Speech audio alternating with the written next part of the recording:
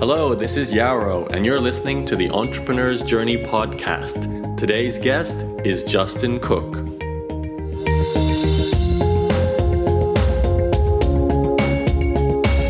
Hello, this is Yaro Starak, and welcome to an Entrepreneur's Journey podcast interview. Today on the line with me, I have Mr. Justin Cooke coming all the way from the Philippines, where he currently lives. And Justin is known for a few things, though. I know him mostly involved with the buying and selling websites area of internet marketing, an area I've dived into a bit myself. So he is part of a team who runs Empire Flippers, which is a website and a brand I have heard mentioned over the years many times, actually, I think, as a place to source websites for sale and also learn about the art of buying and selling websites. So we're grabbing Justin to find out how it all got set up and, how he reached this point with his own business. So Justin, thank you for joining me. Thanks so much for having me on, Yar. Appreciate it. So I was just asking you for some vanity numbers so we can wow the audience with what you're doing. And actually this helps clarify too, because I actually don't know the specific breakdown of what Empire Flippers is now. I know it's teaching, but it's also buying and selling, like a place you can actually sell your website or buy other websites. Is that correct? Yeah, so it's funny because we talked about this briefly before the show. You're asking for vanity metrics or whatever. And we do a monthly report every month. So we kind of break down our revenue and kind of, what we're doing, what we're up to. It's always weird to talk about it, right? It's always a little different when you're blogging. Just read the blog post out to me if you want. Yeah, I guess. No, so our business in total did just a little over $600,000 in total revenue for 2013. And in the first quarter of 2014, we've helped others sell a total of just over $250,000 in websites and small online businesses. So our focus has been shifting over the last year or so to really helping kind of like the micropreneurs or the micro moguls, build up their portfolio of online businesses and help them, sell off these assets or online properties to move on to other ventures. And that's really our focus today. So people come to you with either a website or a set of websites they want to sell, and you kind of act as brokers as well as marketers. Is that pretty much That's right? Okay. Yeah, so we got into that over time, but yeah, like helping match buyers and sellers is our focus today. Yeah. Okay, but you've done other things prior to that. I know there's a teaching component to all of this as well. So, but you know what? Let's reach that point when we get there. I'm curious because I know you haven't been always involved in the buying and selling businesses area. So let's go back in time. You born and raised not in the Philippines, I'm assuming. My accent gives that away. Yeah, a little bit. Yeah, so we originally, my business partner and I, we had a real estate company in the U.S., and this is 2005, 2006, a mortgage company. And, the real estate industry didn't do so well around that time, and our business crashed and burned. We ended up going out of business. But what we'd done, we had a virtual assistant working with us. I mean, that was amazing value. And this is like pre-Odesk days, right? So we had a virtual assistant in the Philippines, and she was amazing value. So skip forward a little bit. I had to go find a job. Started working for a local SEO company, and Joe my business partner now, ended up working there with me. And they had a need for kind of offshore people, right? We were hiring right and left. If you have a pulse, we'll hire you. So we were mid-level managers at a medium-sized company, and we were hiring a bunch of Americans. And we said, look, we have a connection in the Philippines. We should explore that option. So we started hiring people, and eventually my business partner and I put together a plan.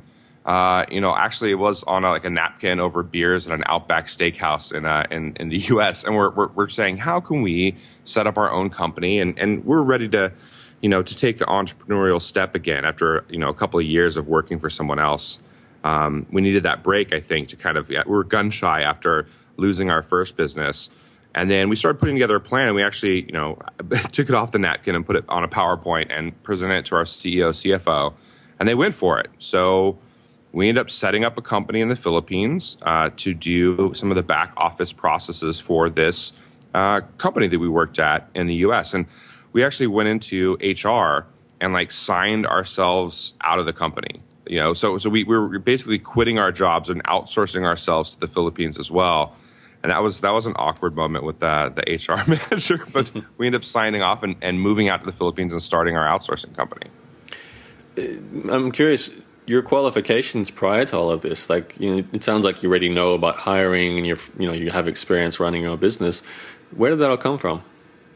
So, when we started, I look back and I call our mortgage company a company, but we didn't really know what we were doing. We knew that working for ourselves was interesting. Joe and I had both worked as loan officers for a mortgage company before, and we realized they were making a bunch of money on our sweat and tears and blood. So I said, why don't we do this for ourselves? And it was really, I guess, kind of a greed thing that got us started or got us into it. Okay. We said, wow, there's a lot of extra money. And we kind of fumbled our way through it. I remember for the real mortgage company, there's a program in the U.S. called SCORE, and they basically match. It's a free program put on by, I think, the Small Business Association or something, and they match you up with a more experienced entrepreneur or business owner, and they actually will do things like mentor you and kind of guide you, help you look at your business objectively.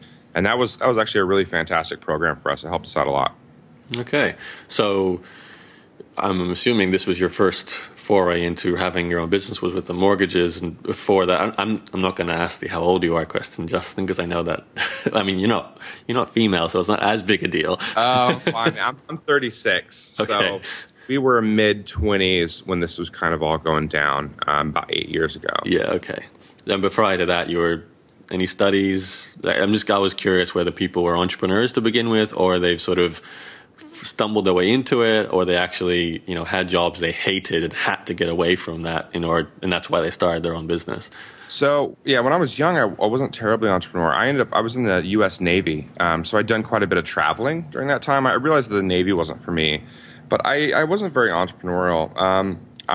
When I got out of the Navy, I went to college, and I had done some stuff on the side. So I was selling some things on eBay. I actually found out about drop shipping, and this is like 2003, 2004, where it wasn't nearly as easy as it is today, comparatively. But I had done a little bit of drop shipping. I was selling like baby G watches and like some fake drills out of China, like fake $80 drills, and so I'd done some of that just to make a bit of cash while I was in school. So before that, though, prior to 2003, I wasn't entrepreneurial at all, really.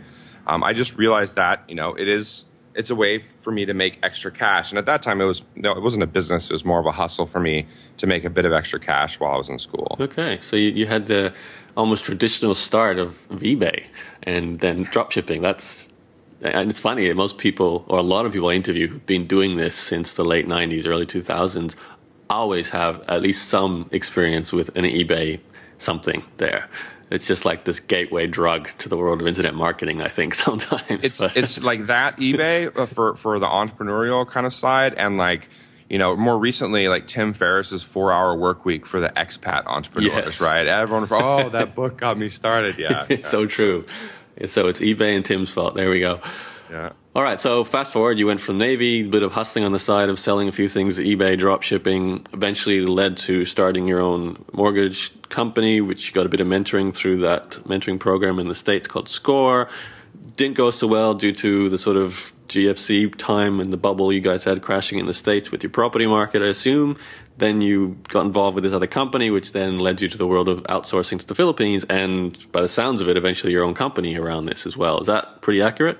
Yeah, that's right. So we ended up moving out to the Philippines and starting our outsourcing company. It was weird because we were really beholden to our previous employer. So they were our main client, and we started adding new clients here and there, and probably not in the best way. But they would cut back. So they'd cut back a few agents, and we'd added a new client, cut back a few agents, we added a new client. It wasn't much more than a lifestyle business. We get paid our bills, and it gave us a fair salary. But it wasn't, we weren't growing it like we thought that we would. Eventually our previous employer cut us out completely, dropped everything, and we had leftover people, like trained, capable employees, team members that we didn't have anything to do with. And so we looked around for something to do, and we tested a couple of things. And what we ended up doing were building out these smaller niche sites that were profitable.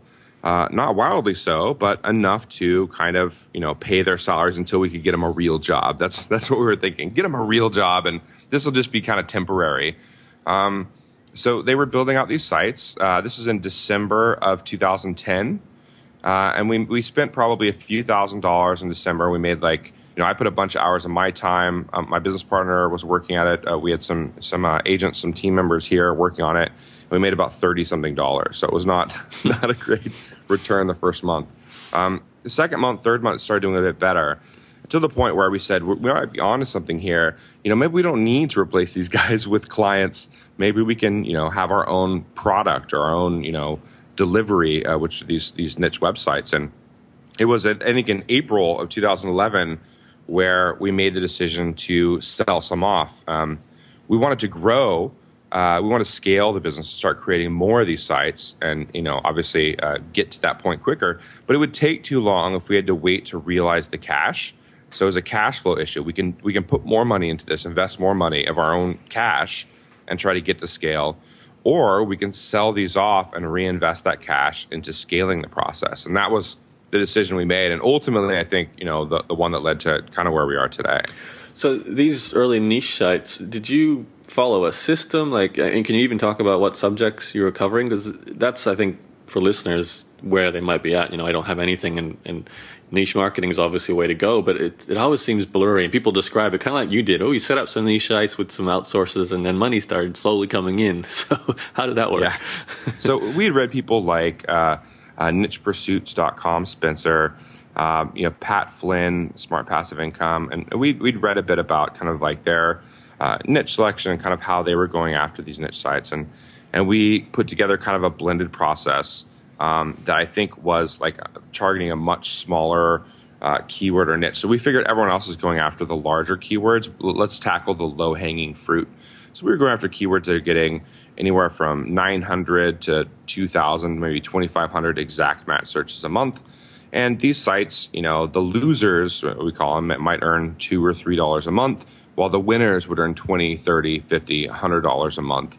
And then those would be, viable sites for people to purchase and expand and kind of build out. So the winners were moderately successful. $60 a month website is not killing it, but if you figure it costs us about $40 to $50 to create, with kind of the system and the process we had in place, it was viable. So what Joe and I are really good at doing, and we learned this, I think, in corporate America, in the US, but definitely with building our team here, is building processes and systems and people into, like we call it a human machine. So you put something in, it spits something out, and you've got a product on the other side. And so that's kind of the approach we took here, and we looked hard at costs and ROI, and it was making sense for us. So we started building out and expanding these niche sites. And one thing we did that was different, like we weren't online guys at all. I don't consider myself a writer. I have to call myself a blogger now, maybe reluctantly, but yeah, I didn't consider myself like an online guy. We're from old school corporate where you don't talk about what you're doing on the internet. You keep it private. You knock out business, and deals are made, with a handshake or maybe over the phone. But you're not just blogging about it. But we didn't care with this niche site stuff because it wasn't like a business for us. It was kind of a side gig. So we said, why the hell not? Why don't we just talk about it on a blog and kind of explain exactly what we're doing? It's making money. I bet people will be interested in that. And then so we started talking about it, and it really resonated because people were like, wow, okay, I think I could build these sites too. That doesn't sound like outrageously difficult. I want to get started. So they started reading our stuff, and the fact that we kind of quit our jobs and moved to the Philippines, it was kind of normal for us because it was what happened. But other people were like, wow, that's pretty amazing. That's an amazing story. And I think that helped resonate with our readers and listeners as well. Okay, so, and I'm assuming when you call this the human machine, it's pretty much someone setting up WordPress, someone writing some articles, someone doing a bit of keyword research, and that all gets combined together into these little niche websites that make money from AdSense, which is kind of like a formula a lot of people like Pat talk about. Is that sort of true? Yeah, that's how we started off. And we were originally called AdSense Slippers. And so we created this blog, and it was, I think it was a Woo Themes theme. It was like a Fiverr logo or something. We said, hey, we're the AdSense Slippers. Here's what we do. And we're going to explain everything transparently and just give you the good and the bad and let you know how it's working out. And that's kind of how we got our blogging or kind of online start. And And what we realized, with our outsourcing company, we were a bit more vague about what we did. Like, we had a nice corporate website. We weren't very, I guess we didn't inject our personality into the business at all. And we switched that with Ads and Slippers, and we found out that it was a shift in our thinking about the way we should do business. Putting ourselves into our business and like really connecting with customers, it's such a better way to go. And we've done that through things like our podcast, for example, our blog. What this does, and I know that you help people basically build businesses out of blogging. What this does, though, it allows your customers to self-select you, right? Because if they're reading your stuff and they agree, they understand kind of where you're coming from and your mindset, and they dig that and they want to work with you, those are the best customers. The ones where you have to, drag kicking and screaming are not so much. So we started really like digging kind of the customers we were getting. And through, I'd say, 2012, this niche site stuff and some of the stuff that came with it grew to be about half of our business overall. So we were making about the same amount of money on that as we were with our outsourcing company, which is pretty interesting. So Justin, I'm just trying to get my head around, you have two businesses, the outsourcing business, and I'd like to know more about what exactly that is. But with the AdSense Flippers website, I know you were obviously selling the websites that you were creating, these niche websites. Was there a teaching component where you were also coaching and selling teaching products? Or what was the two different business models you had, the outsourcing and the AdSense one? So the outsourcing company, basically we had clients in the US and Australia, small clients where they had 3 or 4 agents with us, let's say, and we do some kind of like back office processes for them. So sometimes that included things like lead generation. Sometimes it was, like some copy and paste jobs that require like an actual, human being, and it couldn't be automated, or it may be automated in the future, but they needed like a stopgap solution to kind of do the work. And so those were the types of projects we take on with the outsourcing company. And regarding Ads and Slippers, we kind of went the approach of free information. So the idea is that we're making our money selling the niche websites, and that's what was driving that side of the house. So we took a different approach in that we'll just give everything away for free and describe exactly our process in detail. And so we created a guide called Building a Niche Site Empire. And we put quite a bit of time, effort, love, and energy into this and ended up giving it away for free. And I always wondered, like, if we would have offered it as a course, would we have got better distribution? Because our thinking at the time was all about distribution. We want to get our message out there. How can we do it best? And so we had two options. One, we could charge for a course and we could, get a bunch of affiliates to help us get the message out and sell this course and give them a big piece of it, because we didn't care so much about the money. It was more about the message for us. Or two, we could give it away for free. And so we went the free route, and it worked out really well for us. We got, I forget how many early on, but now it's like more than 40, maybe more than 50,000 downloads of this ebook that we created. So we got a lot of people kind of their start in building small niche websites that made a little bit of money online. And for people that have been burned on other courses before, we got a lot of positive feedback saying, look, I've paid, $500 for things that I couldn't get to work. I got yours for free, and I've made my first few dollars online. And that's pretty cool, right? That was pretty cool. And so they really responded kind of with our message. And, the people that wanted to build these sites that were following kind of our guide were not really the people that were buying our websites. Sometimes they were, but they were the people that wanted to, do it from scratch. But they helped spread the message, right? They helped us kind of get our word out there. They were tweeting our stuff. They were sharing it with, other people that they knew online. And so they helped kind of, get our brand out there and get us in front of people that were looking to invest in these websites and purchase websites and build them out. There's always like a spectrum, right? There's the one end where you have people that have more time than money.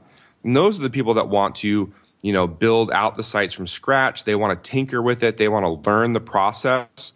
And so we catered to them by giving them all this free information on exactly what we're doing and how we do it. On the other hand, you have people with more money than time, and we cater to them by offering done-for-you sites. These sites are already created. You can tinker with them, but you don't have to build them from scratch and hope they work. So how did that business progress? Because I'm really curious. There are those two groups there, and it sounds like the one point differentiation for you guys compared to, I guess, people like me. I've taught a little bit about buying and selling blogs and websites, and I've written blog posts about it. But I never went as far as basically selling as my strategy. I sold the sites I had. Once they were sold, I'd moved on to teaching blogging. With you guys had this group of people who were making the niche sites, and then you were filling your own database, basically your own catalog of websites for sale, which it sounds like obviously a smart idea, assuming you have a proven method, which you guys did for producing valuable sites. I'm kind of curious how, like, what surfaced as the real cash cow, or the strength of the part of your business that was really reliable, because teaching can be a bit hit and miss. You do a launch, then you stop. Where if you could always produce new websites for sale, then you should always have new buyers. Is that right? Yeah, that's pretty right. One thing that we realized, and because we did a little bit of consulting, right? So we had people kind of buy our time, and we would do some consulting with them. And we realized pretty quickly that we didn't like it all that much. We were not great consultants, and it wasn't fun, right? It wasn't something that either of us enjoyed. And so we did a little bit of it, but we kind of dropped that. And it feels like, if I can get a message out to a larger group of people, I feel like that tends to be more valuable. Like, it's creating more value in the space, right, than just doing the one-on-one. And maybe that one-on-one is more helpful for one individual person, but maximum value is when you can share it with a larger group of people. So, we were building these sites out ourselves, and we're kind of slow to catch on to things. So, we had people asking us, hey, can you help us sell our sites, right? Can you, help us sell to your audience, people that are looking to buy sites? And we kept saying no, because we figured, we don't want to cannibalize our own business of selling sites, right? So if we start offering other people's sites, are they not going to want to buy our sites anymore? We also had buyers that were asking us, hey, you're selling on Flippa, but every time I see the sites get purchased, that you end up with like 24 copycats, because we started to get a larger audience. Is there any way you can sell them to me without sharing the URL, or without sharing it publicly?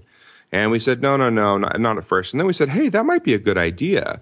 So if we sell them privately through our site, and we're not sharing it publicly for the world to see what the niche is, it's going to be more protective for the buyer. So this is actually a buyer's request that we started selling privately and got away from Flippa. So we started selling privately. Eventually, we said, look, there are a lot of other people that are building niche sites that have these, profitable sites that they're looking to sell as well.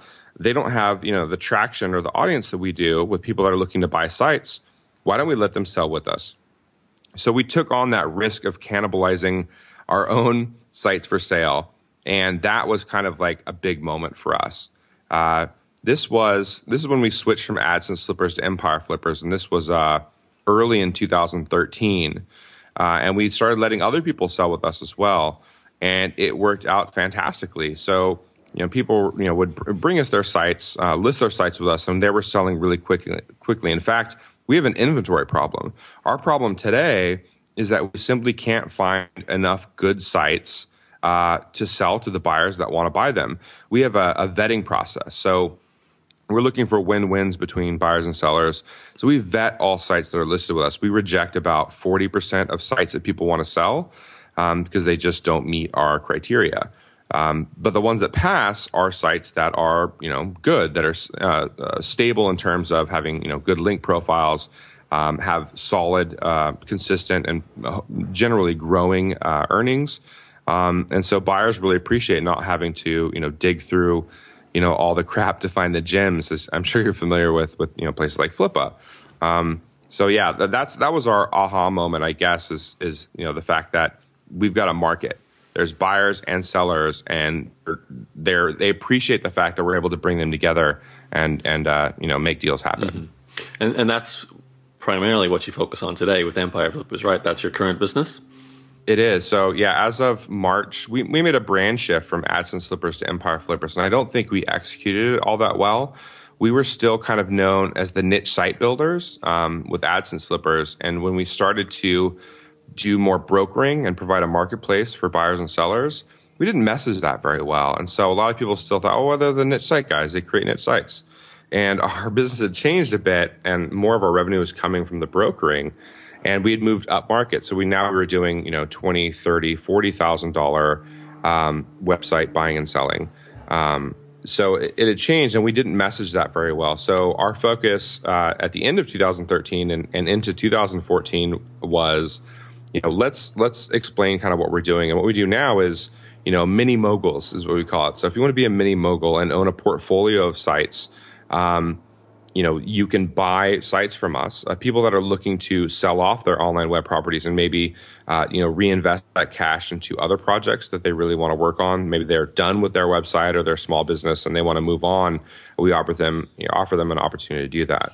So yeah, that's our focus through 2014. We want to be the number one place for established profitable websites in the $10,000 to $100,000, $200,000 range. And I'll tell you, Yaro, it's really rewarding. So you have guys that are selling their. So we have two guys in the last 12 months have made, one of them well over $100,000 and one of them at about $100,000 selling their mini online businesses with us. And it's not retirement money. It's like a mini exit or a micro exit. And it gives you the cash to reinvest into other projects that, maybe you're really passionate about or that, you have a partner with and you really want to do. So it's at least temporarily, it's life-changing money. It could be a pivotal moment in someone's life. And it's cool to be a part of that. And you certainly could live in the Philippines for a long time on $100,000 US. That's for sure.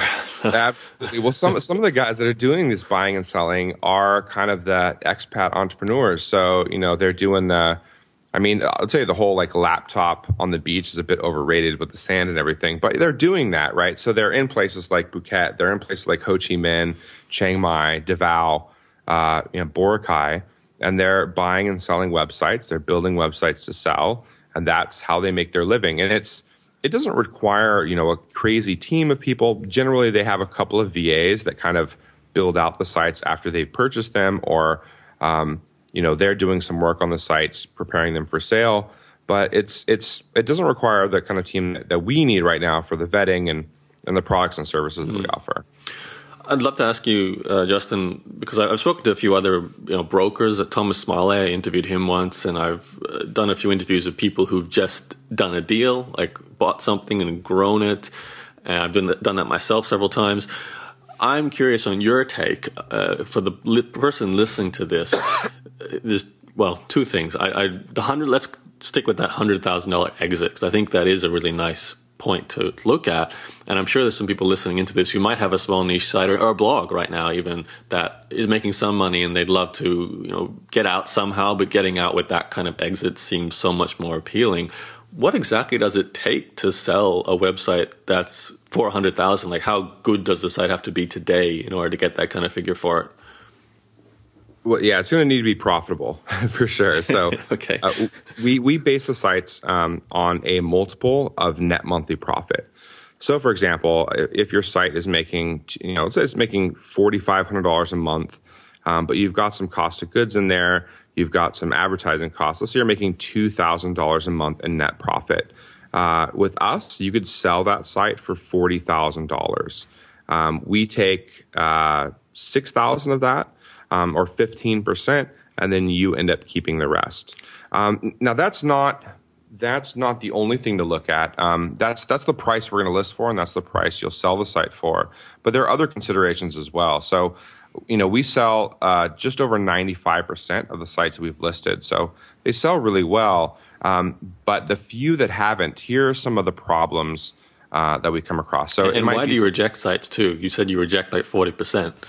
Yeah. So first off, rejecting sites. One of the big ones, and this may seem a little odd, is that the person doesn't have any kind of online persona, right? So we ask for a Facebook page, we ask for a Twitter account, LinkedIn, and they have either they have nothing, they say they have nothing online, or their Facebook page is obviously fake likes and fake friends and that kind of thing. And we found, and this is kind of like this weird kind of rule we learned with outsourcing, we don't even bother doing business with people who don't give us their real names, their real personas. Like if they're checking, into us, they want to become a client of ours, on the outsourcing side, if they're not very upfront about who they are and they're not easily researchable, it's a complete waste of time. So we put that in place, and it saved us so much time with, like time wasters and people that aren't really serious.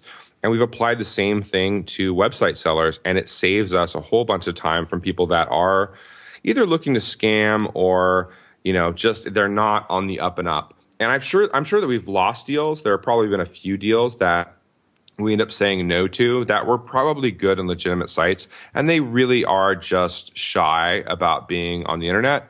But in our business, like it's 2014, you got to have some kind of online presence. And if you don't have anything, that's really odd to us. So that's one of the things. And then obviously we look at both the seller and the site itself. So reasons we'll reject a site is that the earnings are way too streaky, or they may be temporary, like they're taking advantage of something like, the Super Bowl, or they're taking advantage of, a particular model of car for that year when it's going to be popular then and not necessarily in the future. We reject sites that that are non-falsifiable or non-verifiable. So if it looks like it might be legit, but they just refuse to give us, let's say, analytics access or something, then we won't do business with that. We won't take that site on. So those are a few of the reasons that we reject sites and sellers from our marketplace. What was the other question? Well, you were telling me there was a couple of sites that haven't sold and why that was. Yeah. So, one thing that will help a site sell faster is if you've got your process documented, and you've got, let's say, if there is any work required, you've got virtual assistants or someone that generally takes care of that. If it's a whole bunch of work on your end, like a lot of the people that are portfolio investors, at least, they're not looking for a job. Right. So they're not looking to add another 20 hours a week in stress in their life. They're looking for something that has people in place that run it already. So if it's more of a job, that may be less interesting to some investors. Some are cool with it. They're actually looking for something they can take on and quit their job and kind of build out and move to Thailand and live on a beach. So it works for some, but it cuts out the kind of portfolio investors. Also, things that require like too much technical or specialized knowledge. So if I'm not a very technical guy, I can't buy a site that has all these crazy technical requirements. I have to be a coder or programmer or something. That's just not going to work for me. So you're limiting your buying pool if it's not accessible to a larger amount of people. Or let's say that you have to write content about, I don't know, the stars and the different galaxies, and if I don't know that, and it's hard for me to find a writer to do that. I can't go to Text Broker and find someone who can write this very specific, astronomy content. It's going to be more difficult. So sites like those where it requires specialized or technical knowledge don't sell as quickly. I'm sure there are buyers out there, but it's more difficult because you're very limited. So those are the reasons generally that sites take longer to sell or haven't sold with us. What, like you said before, a $2,000 website could sell, $2,000 per month in income website will go for $40,000, correct? That's right. So is that like a linear thing? If I want to sell a website for $100,000, like that's our goal, then I need to be making somewhere around $4,000 to $6,000 a month from the website? That's right, $5,000 net a month. And so, we found this 20x net monthly profit multiple through a process of trial and error. So we had a fairly large audience. We would list sites on Flippa, and we would start them off at $1 with no reserve and kind of see where they get up to. And we noticed sites would sell for 18x, 20x, 22x, 23x sometimes, and that seemed to be right around where most of the sites would sell. And that seems to be true for, the under $100,000 space. Now, when you get up to, $500,000, $600 million businesses, sometimes you get much larger multiples. So let's say you have a SaaS business that has very predictable recurring revenue, and you have a certain trajectory, and your lifetime value of a client. Sometimes those are going to sell for more. You might get 3 years, right? Or you may even base the value on projected earnings at times. But for kind of the smaller space. We're talking, for a $50,000 acquisition, we don't have, big teams of lawyers on either side doing like crazy due diligence. It's a much more cowboy, approach to it. You gotta do a lot of your own due diligence, and you don't have whole teams of people supporting the purchase. So yeah, it's a really interesting space, and I think I think that it provides a lot of opportunity for the rest of us, right? I mean, it's great to hear about these, $15 million exits, on all the tech sites. But, there are real people having $70,000 exits and $40,000 exits. And I think that's a place that really resonates with us, because that's what we're familiar with. Those are things that we've done. And so we're happy to support that community, I think. The average kind of entrepreneur. Right, which is the kind of person I'd like to mention now. The average blogger who's very much listening into this would be, someone interested in blogging, possibly has a blog themselves already. Maybe they have a few, but they want to get out of that niche and that industry. I'm curious, what's your take on selling a blog, in particular if all the writing on the blog to this point has very much been associated with your personal brand? Yeah, that's interesting. So if it's, entrepreneur's journey, for example, might be a bit more difficult because it's very, I think, wrapped up and tied in with you. But there are bloggers where they have, a lot of guest posts, and they are, it's more of a community approach. I think that the sellability of a business like that is going to be better. Blogs that are, I'd say, personally focused, like for example, Empire Flippers, our site, is very Joe and I. It has a lot of personality in it. And I think it might be difficult to sell it as it is today. But that's something that over time with your business that you can start to inject other people into as you build out a team. And so if you're looking for kind of a longer haul sale, that's something that you might want to start doing, is introducing other people or industry experts on, and maybe building it into more of a collaborative effort or collaborative work. And that will make the business much more sellable, potentially to the other people that are blogging. But definitely when you have, 5 or 6 regular authors, someone's being more interested in that because, in case someone gets, hit by a bus or something, you still have other people there that are able to keep the work going. There's one other question I'm really curious about too with regards to traffic, because I think traffic and money are the two most important components when selling a business, like you said. So everything pretty much is related to looking at those numbers in some aspect, whether it's how you get your traffic or how you make your money, how sustainable is it, how, like you said, time dependent or event dependent is it. I've noticed a lot of websites for sale that don't have organic sources of traffic. They have paid sources of traffic. Like they buy pay-per-click. For example, someone might be listening to this who has an ebook, and they make most of their sales through Facebook advertising, which is something that they spend money on. They can turn off and on whenever they want to, sort of thing.